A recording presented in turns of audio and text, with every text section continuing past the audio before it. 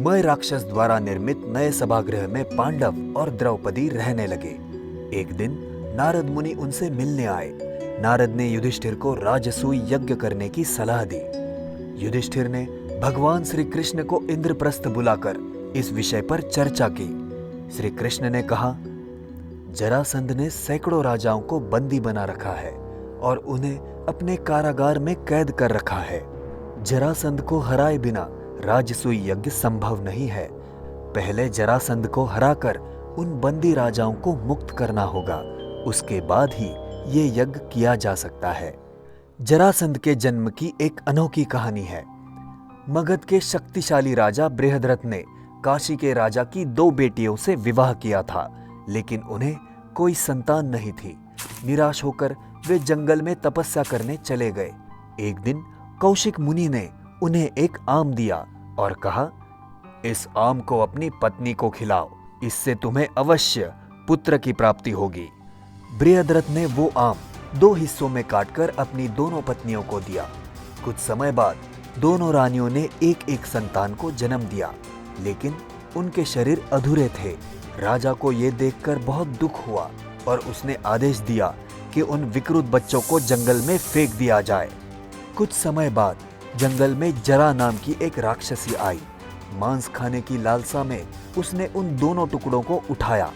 जैसे ही उसने दोनों अधूरे शरीरों को जोड़ा, वो एक साथ जुड़ गए और एक संपूर्ण बालक बन गया।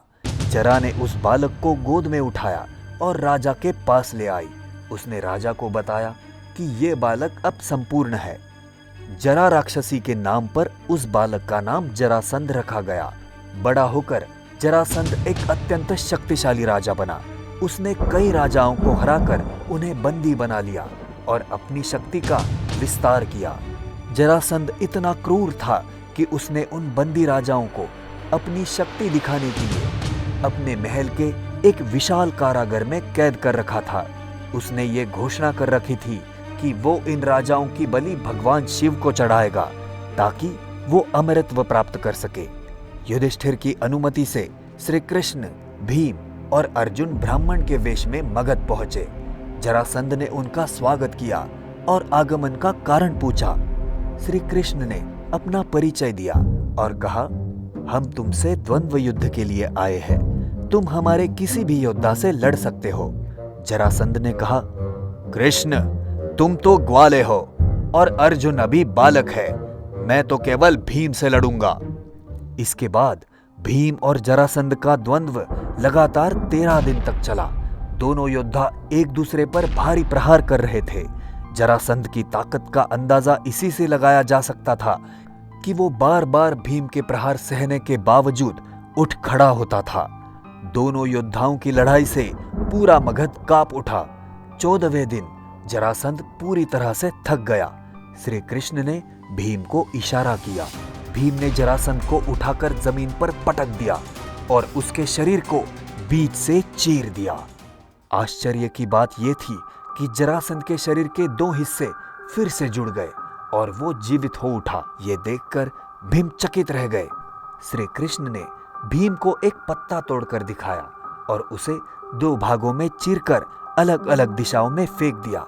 ये संकेत था कि जरासंध के शरीर के हिस्से अलग अलग दिशाओं में फेंकने होंगे ताकि वो फिर से जुड़ न सके। भीम ने वैसा ही किया। उसने जरासंध के शरीर के दोनों हिस्से अलग अलग दिशाओं में फेंक दिए, जिससे वो फिर से जुड़ नहीं पाए और जरासंध मारा गया।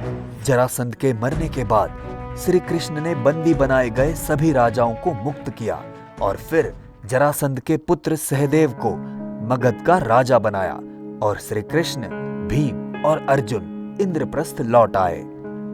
श्री कृष्ण, भीम और अर्जुन ने मिलकर जरासंध से युद्ध किया और उसकी क्रूरता का अंत किया।